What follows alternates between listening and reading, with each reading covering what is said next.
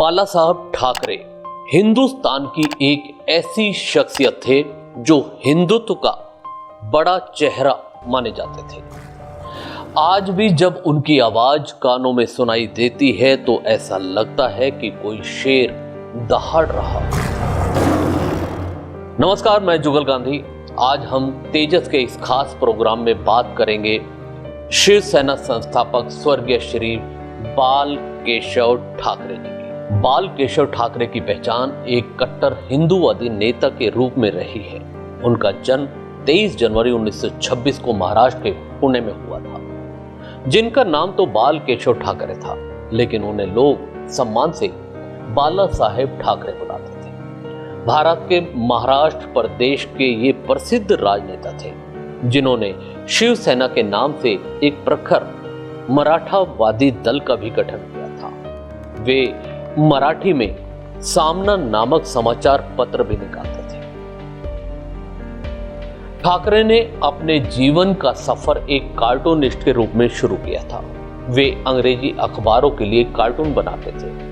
बाद में उन्होंने सन 1960 में मार्मिक के नाम से एक अपना स्वतंत्र समाचार पत्र साप्ताहिक अखबार निकाला और अपने पिता केशव सीताराम ठाकरे जी के राजनीतिक दर्शन को महाराष्ट्र के क्षेत्र में प्रचारित और प्रसारित किया।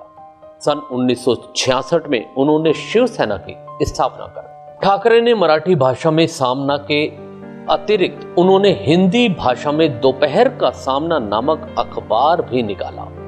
इस प्रकार महाराष्ट्र में हिंदी और मराठी में दो प्रमुख अखबारों के संस्थापक ठाकरे ही थे।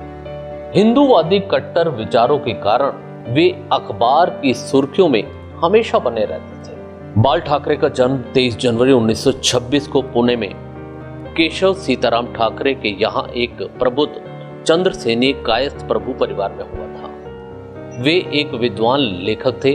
उन्होंने महाराष्ट्र में मराठी भाषी लोगों को संगठित करने के लिए संयुक्त मराठी चलवल आंदोलन में प्रमुख भूमिका भी निभाई। बाल ठाकरे का विवाह मीना ठाकरे से हुआ था। उनसे उनके 3 बेटे हुए, बिंदु माधव, जयदेव और उद्धव ठाकरे। उनकी पत्नी मीना और सबसे बड़े पुत्र बिंदु माधव का 1996 में निधन हो गया था। आजीविका के लिए उन्होंने अपना जीवन मुंबई के प्रसिद्ध समाचार पत्र फ्री प्रेस जर्नल में कार्टूनिस्ट के रूप में शुरू किया था।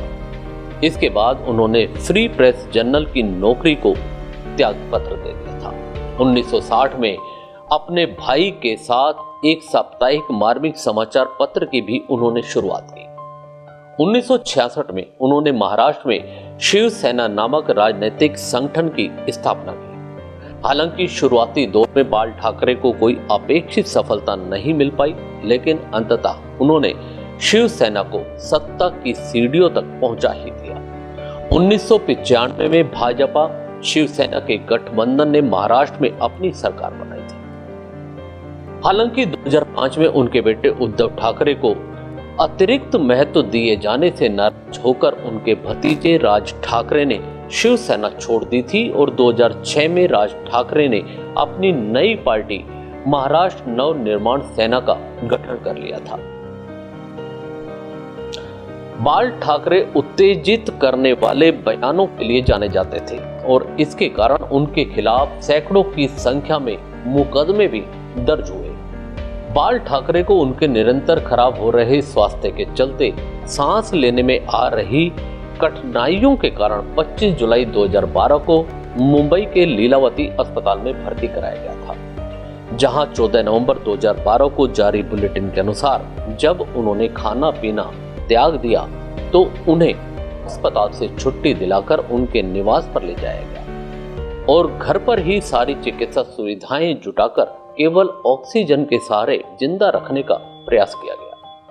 उनके चिंताजनक स्वास्थ्य की खबर मिलते ही उनके समर्थकों ने उनके मातोश्री आवास पर, जहां अंतिम समय में उन्हें चिकित्सकों की देखरेख में रखा गया था, वहां पहुंचना शुरू कर दिया था। चिकित्सकों के अनुसार उनकी मृत्यु हृदय गति रुक जाने से हुई। भारत के प्रधानमंत्री डॉक्टर मनमोहन सिंह ने उनकी मृत्यु पर भेजे शोक संदेश में कहा था, महाराष्ट्र की राजनीति में बाला साहब ठाकरे का योगदान अतुलनीय था, उसे भुलाया नहीं जा सकता।